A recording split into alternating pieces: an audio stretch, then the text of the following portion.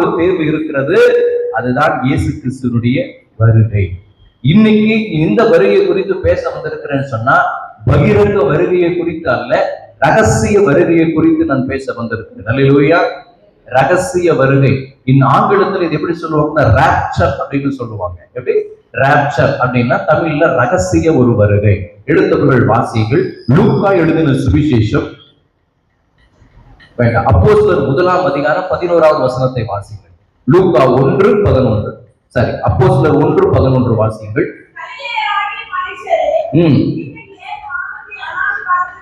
கலிலேயராகிய மனுஷரே, நீங்கள் ஏன் வானத்தை அண்ணாந்து பார்க்கிறீர்கள்?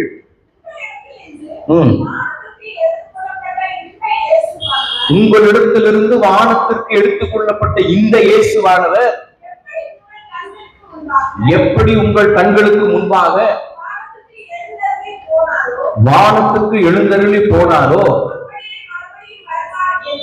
அப்படியே மறுபடியும் வருவார் என்றார்கள். அப்ப இயேசு கிறிஸ்து எப்படி கண்ணுக்கு முன்பாக எழுந்து போனாரோ அப்படியே கண்ணுக்கு முன்பாக அவர் திரும்பி வரக்கூடிய ஒரு காலம் இருக்கிறது. அதுதான் ரகசிய வருகை, தி ராப்சர் என்று சொல்லுவாங்க. மாராநாதா என்றால் என்ன அர்த்தங்க? இயேசு வரப்போகிறார், இயேசு வருகிறார் அல்லது வரப்போகிறார். மாராநாதானா இயேசு வரப்போகிறார். லூக்கா 17ஆம் அதிகாரத்துல 34 முதல் 36 வரை ஒரு வேத பாடமாக இப்ப வாசித்து கேட்டிருப்போம்.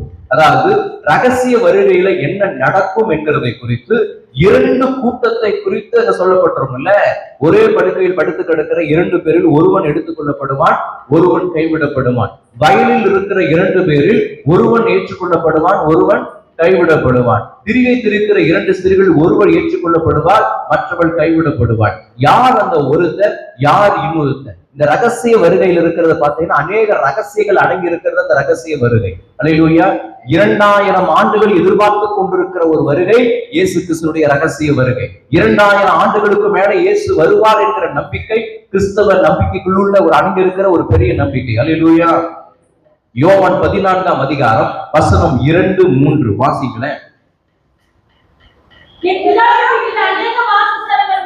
என் பிதாவின் வீட்டில் அநேக வாசஸ்தலங்கள் உண்டு. அப்படி இல்லாதிருந்தால் நான் உங்களுக்கு சொல்லியிருப்பேன். ஒரு ஸ்தலத்தை உங்களுக்காக ஆயத்தம் பண்ண போகிறேன். நான் போய் ஒரு ஸ்தலத்தை உங்களுக்காக ஆயத்தம் பண்ணின பின்பு நான் இருக்கிற இடத்துல நீங்களும் இருக்கும்படி நான் மறுபடியும் வந்து